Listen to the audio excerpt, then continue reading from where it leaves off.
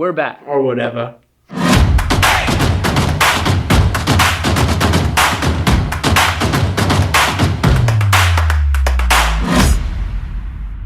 Welcome back to That's So Raven on the Sequoia News Network. I'm Jack Lanham. And I'm Jack Pedrati.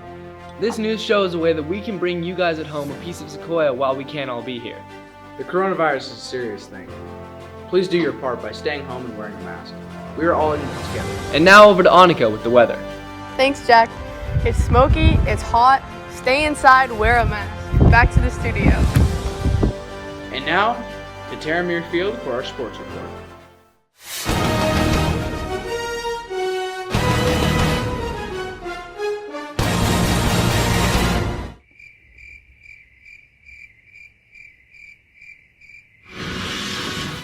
And now we have a very exclusive interview with Miss Magallanes about adjusting to distance learning. Hello, Sequoia. My name is Taylor Gaynor, and today I'm here with... Hi, I'm Ms. Margarianis. Hi, Ms. Margarianis. So what courses are you teaching this year? This year, I'm teaching biology, one of which is with the Digital Arts Academy.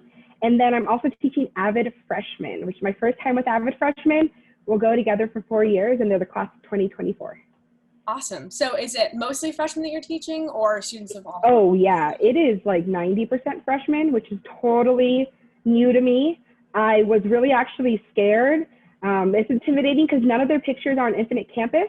So actually some of the first activities we did are all about like putting the slide, I need your picture, just adding that name to the face. But they've been so sweet and kind, and I like it now. I'm not scared anymore.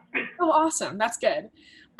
So what types of activities have you done kind of to like kick off the year and working, especially with freshmen? Like what kinds of things have you found to be more engaging or just better activities? So this week, I didn't really use the structure that I hope to one day use in Zoom meetings. I did warn them it's a lot of me telling you things, some kind of private me and you chatting. I got them doing a few different tech tools. I had two goals. Build relationships between me and the students, which is always a priority for me, but I feel like now even more, because it's not as easy for the students to build these relationships with each other. I want to leverage that, at least we can get to know each other. And then to practice just a few of the tech tools we're going to be using throughout the year. So one thing we did is collaborative Google Slides. I'm sure a lot of you did that. You practice slides, you get to show people who you are, something about you. And one thing we did is we went through and looked at what do we have in common. So that's one thing I'm trying to focus on. Like we can see our differences, but what do we have in common? For sure. Yeah, it's so important in this, in just classroom culture, but it's really hard to do in this situation that we're in. So I definitely appreciate my teachers who have taken the time to like ask questions like that. I think it's a big deal.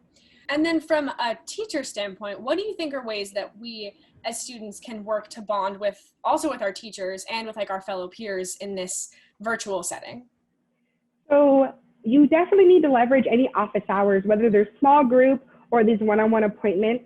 That's the way you're going to get to know your teachers and build relationships. And then that's the way that you'll feel comfortable putting your camera on in class, unmuting yourself or raising your hand and talking. Actually already have gotten to have a handful of those meetings, some bio, some Avid students, and they were great. One actually, it started for the 10 minutes, started at 8:30, and then she had to stop and be like, it's 9:50 or 8:58. I have to go to my 9 a.m. Like, oh, I'm so sorry. So it's just like, we were just sharing and talking, and like, that's what you have to do. And I wish I had this skill in high school too, because in college, I never felt confident or comfortable going to my professor's office hours. It was like really hard. I had to talk myself up.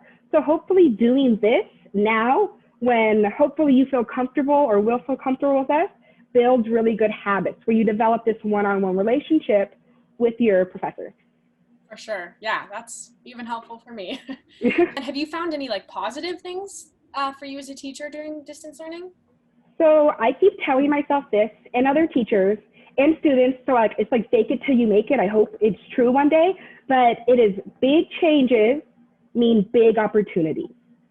And so the idea behind this is we have to change what school looks like. So instead of just mourning the loss of what school used to be, we can take this time to completely change what school looks like.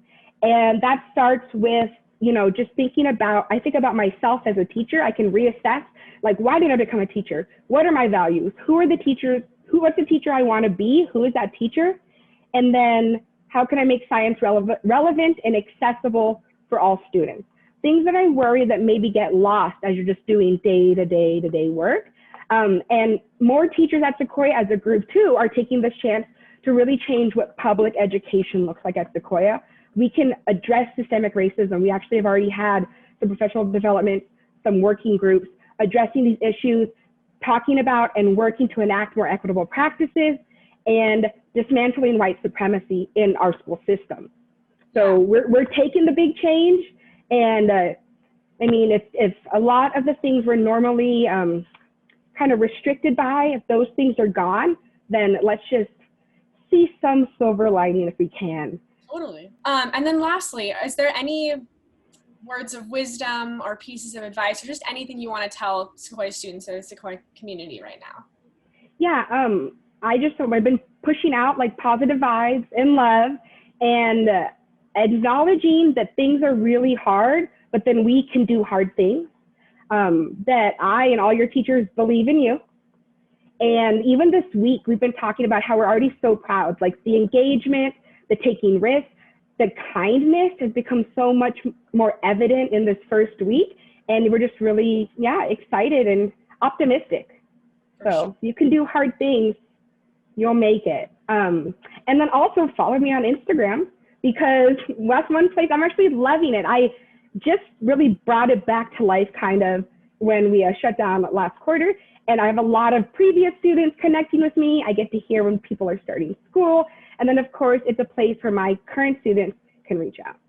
Yeah, that's a super cool thing. All right, well, that's all I have for you today. Thank you so much for being here. I appreciate it. You're welcome, Taylor. Thanks, Taylor. It's important throughout this time when we can't be together to stay connected, reach out to your Sequoia classmates and friends, and create a community even when we're apart. This has been Not So Raven on the Sequoia News Network. We hope you have all had a great first week of listening. I'm Jack Pedrati. I'm Jack Lanham. Stay classy, Sequoia.